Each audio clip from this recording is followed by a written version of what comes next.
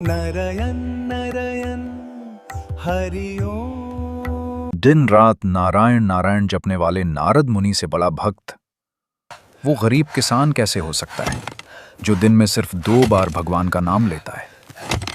विष्णु जी के एक तेल के कटोरे ने ऐसा क्या सच दिखाया जिसने नारद जी को पूरी तरह निशब्द कर दिया। देवर्षि नारद अकेले एक शांत और घने जंगल के रास्ते पर चल रहे थे। चारों तरफ सिर्फ पेड़ों से छनकर आती हुई हल्की धूप और हवा की सरसराहट की आवाज थी। उनके एक हाथ में उनकी प्रिय वीणा थी, लेकिन आज उनकी उंगलियां वीणा के तारों पर नहीं थीं। उनके चेहरे पर एक अजीब सी संतुष्टि और हल्का सा गर्व झलक रहा था। वो चलते चलते रुक गए और आसमान की तरफ देखकर मुस्कुराए। वो मन ही मन सोच रहे थे कि इस पूरे ब्रह्मांड में उनसे बड़ा भगवान विष्णु का कोई भक्त नहीं हो सकता। आखिर वो हर सांस के साथ उठते बैठते सोते जागते सिर्फ नारायण नारायण का जाप ही तो करते थे। उनका पूरा जीवन सिर्फ भक्ति के लिए समर्पित था। उन्हें दुनिया के किसी और काम से, किसी मोह माया से कोई मतलब नहीं था। इसी विचार से उनके अंदर एक बहुत बड़ा आत्मविश्वास भर गया। अचानक उनके मन में ये बात आई कि आज इस बात की पुष्टि कर ही लेनी चाहिए। उन्हें लगा कि भगवान के मुख से अपनी तारीफ सुनना कितना सुखद होगा। यही सोचकर उन्होंने अपनी दिशा बदली और सीधे बैकुंठ की तरफ जाने वाले मार्ग पर अपने कदम बढ़ा दिए। उनके कदम सीधे बैकुंठ के दिव्य मार्ग पर तेजी से आगे बढ़ रहे थे। रास्ते में उन्हें कोई और विचार नहीं आ रहा था।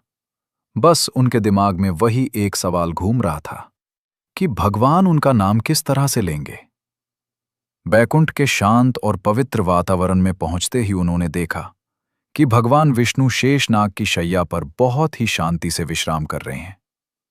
वहां की हवा में एक अलग ही तरह का सुकून था। नारद मुनि धीरे धीरे चलते हुए भगवान के बिल्कुल करीब पहुंच गए। उन्होंने बहुत ही सम्मान के साथ अपने दोनों हाथ जोड़े और भगवान के सामने सिर झुकाकर उन्हें प्रणाम किया। उनके प्रणाम करने के तरीके में विनम्रता थी, लेकिन उनकी आंखों में अपने ही नाम को सुनने की गहरी उत्सुकता साफ झलक रही थी। विष्णु जी ने अपनी आंखें खोली और नारद को देखा। बिना ज्यादा समय लिए नारद ने सीधे अपने मन की बात कह दी। उन्होंने पूछा, हे प्रभु, मेरे मन में एक जिज्ञासा है। कृपया मुझे बताएं कि इन तीनों लोकों में आपका सबसे बड़ा, सबसे सच्चा और सबसे प्रिय भक्त कौन है। भगवान विष्णु ने नारद के चेहरे के भावों को, उनकी आंखों में छिपे उस गर्व को बहुत गहराई से देखा। उनके होठों पर एक हल्की सी, बहुत ही शांत मुस्कान आ गई। उन्होंने नारद की उम्मीद के मुताबिक उनका नाम नहीं लिया। इसके बजाय उन्होंने बहुत ही सहज और मीठे स्वर में कहा, नारद, पृथ्वीलोक पर एक छोटे से गांव में एक बहुत ही साधारण सा किसान रहता है। मेरी नजर में वही मेरा सबसे बड़ा और सच्चा भक्त है। ये जवाब सुनते ही नारद के कदम वहीं के वहीं ठिठक गए। उनके चेहरे का रंग पूरी तरह से उड़ गया। जो मुस्कान और गर्व उनके चेहरे पर था, वो एक ही पल में गायब हो गया। उन्हें अपने कानों पर विश्वास नहीं हो रहा था। वो कुछ बोलना चाहते थे, लेकिन भगवान के सामने खुलकर विरोध करने की उनकी हिम्मत नहीं हुई। वो चुपचाप वहां से मुड़े, लेकिन उनके मन में उस किसान को देखने की एक बहुत बड़ी बेचैनी पैदा हो गई थी। वो तुरंत वहां से पृथ्वीलोक की तरफ निकल पड़े। बैकुंठ से निकलते ही अगले पल नारद मुनि पृथ्वीलोक के उस छोटे से गांव में पहुंच गए। सुबह का समय था और आसमान में अभी हल्का अंधेरा ही था। सूरज पूरी तरह से निकला नहीं था। नारद एक झोपड़ी के बाहर जाकर खड़े हो गए। ये एक टूटी फूटी मिट्टी और फूस की झोपड़ी थी जो उस किसान की थी। झोपड़ी के अंदर एक बूढ़ा और कमजोर किसान अपनी पुरानी ढीली और टूटी हुई खाट से उठा। उसके चेहरे पर जीवन भर की वो गहरी थकान साफ दिखाई दे रही थी, जो रात भर सोने के बाद भी खत्म नहीं होती थी। उसका शरीर हड्डियों का ढांचा मात्र लग रहा था। उसने उठते ही आसमान की तरफ देखा, अपने दोनों खुरदरे और मिट्टी में सने हाथ जोड़े, अपनी आंखें बंद की और पूरे मन से बहुत ही गहरी आस्था के साथ सिर्फ एक बार कहा, हे नारायण। उसकी आवाज में एक अजीब सी शांति थी। इसके बाद वो तुरंत अपनी जगह से उठा, कोने में रखा अपना भारी और पुराना हल अपने कमजोर कंधों पर उठाया और बिना कोई समय बर्बाद किए सीधे अपने खेतों की तरफ चल दिया। खेतों में पहुंचते ही किसान ने हल को जमीन में उतारा और बैलों को हाँकना शुरू कर दिया। सूरज आसमान में ऊपर आ चुका था और तपती धूप सीधे उसकी पीठ पर पड़ रही थी। पसीने से उसके फटे और पुराने कपड़े पूरी तरह भीग चुके थे और उसके शरीर से चिपक गए थे। उसके नंगे पैरों में बड़े बड़े छाले पड़े हुए थे, जिनमें से कुछ से खून भी रिस रहा था। लेकिन वो बिना रुके, बिना कोई शिकायत किए उस बंजर और सख्त जमीन को जोतता जा रहा था। वो पूरी तरह से अकेला था और बिल्कुल चुपचाप अपना काम कर रहा था। उसके होंठ एक बार भी नहीं हिले। उसने एक बार भी भगवान का नाम नहीं लिया। वो बस अपनी पूरी ताकत लगाकर उस कठोर मिट्टी को नरम करने की कोशिश में लगा हुआ था। उसके शरीर की नसें उभर आई थीं। इस तरह लगातार काम करते करते पूरा दिन बीत गया और धीरे धीरे सूरज ढलने लगा। खेत के किनारे एक बहुत बड़े और घने पेड़ के पीछे छिपकर नारद मुनि सुबह से इस पूरे घटनाक्रम को बहुत ही ध्यान से देख रहे थे। वो अपनी जगह से 1 इंच भी नहीं हिले थे।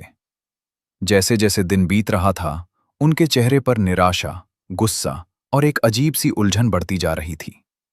वो मन ही मन भुनभुना रहे थे, ये आदमी कैसा भक्त है।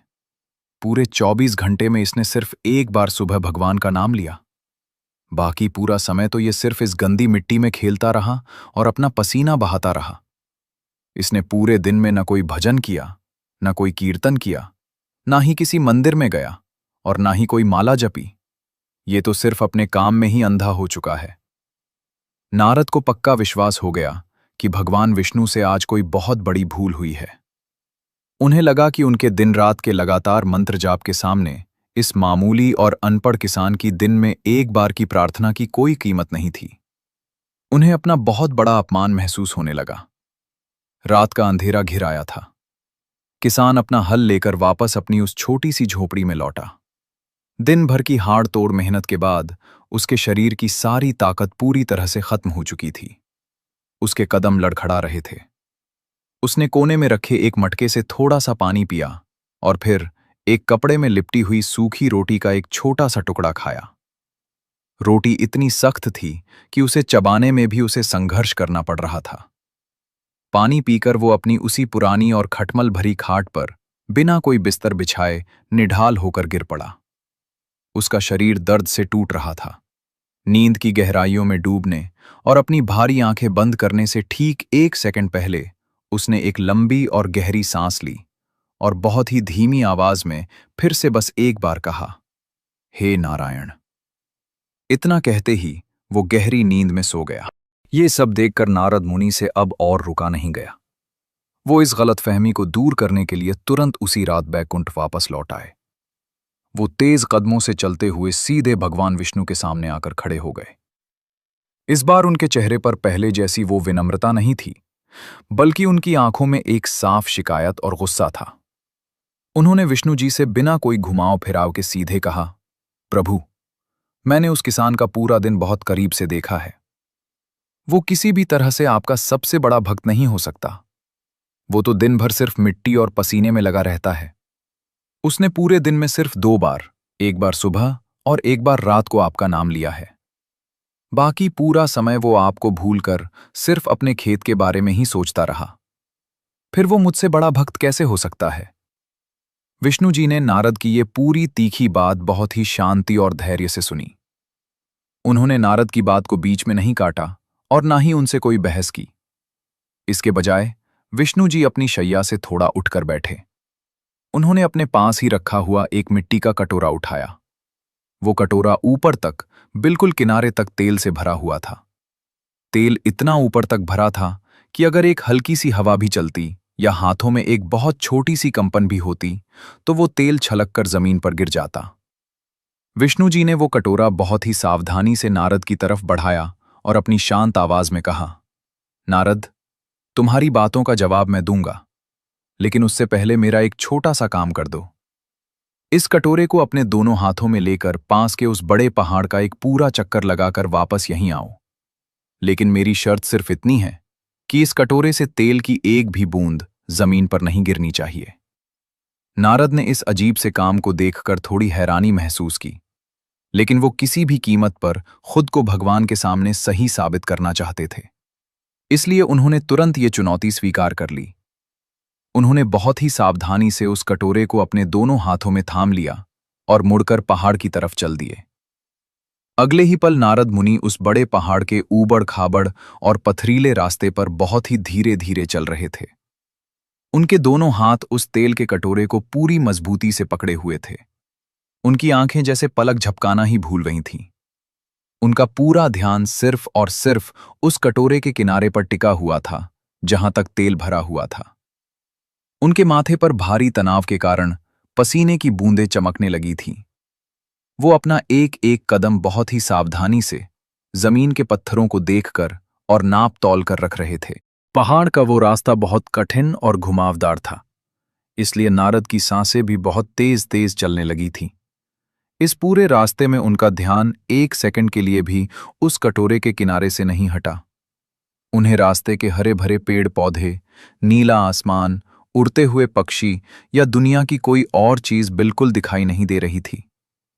इस वक्त उनका पूरा अस्तित्व, उनकी पूरी चेतना और उनका पूरा दिमाग बस उस कटोरे के तेल को किसी भी तरह छलकने और गिरने से बचाने में लगा हुआ था।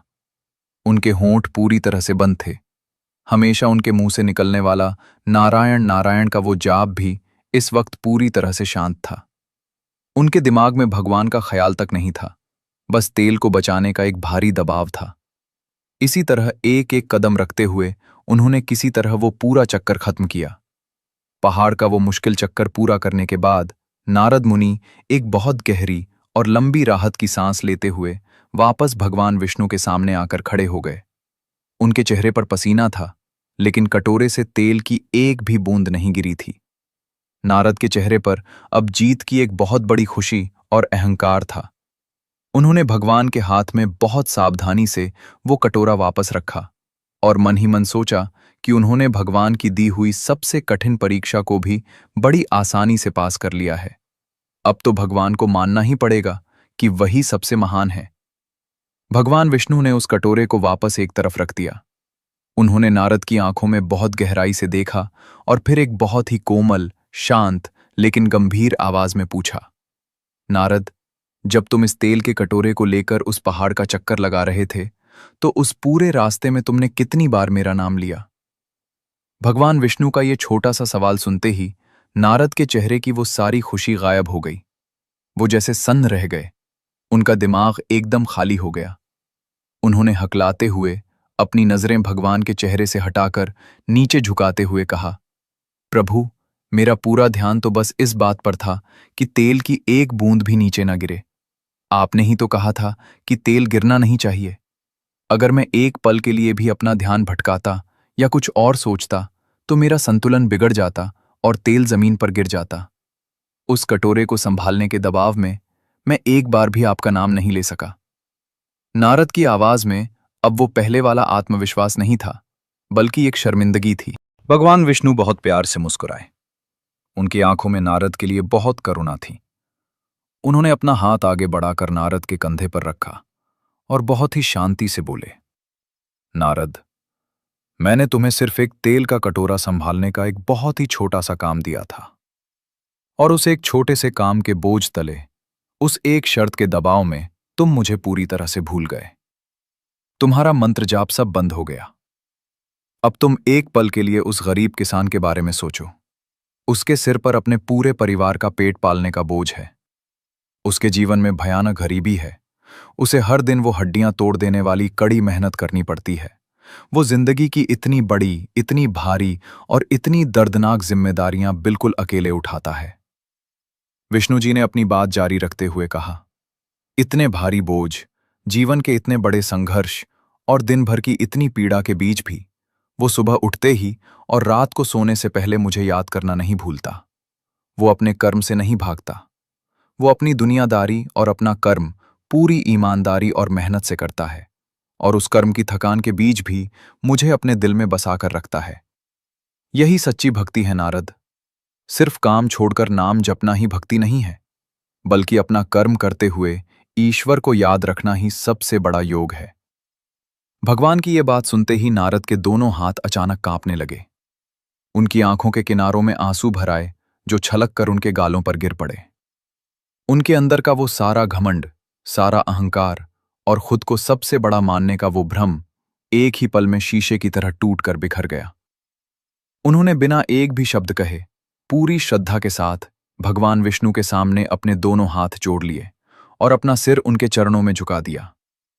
आज उन्हें सच्ची भक्ति और कर्म का असली अर्थ बहुत गहराई से समझ आ गया था। सच्ची भक्ति काम छोड़कर नाम जपना नहीं, बल्कि अपना कर्म करते हुए ईश्वर को याद रखना है। अगर आप भी इस बात को मानते हैं तो ऐसी ही जीवन को सही दिशा देने वाली कहानियों के लिए चैनल को जरूर सब्सक्राइब करें और भगवान की इस सीख को शेयर करके दूसरों तक जरूर पहुंचाएं। जय श्री नारायण।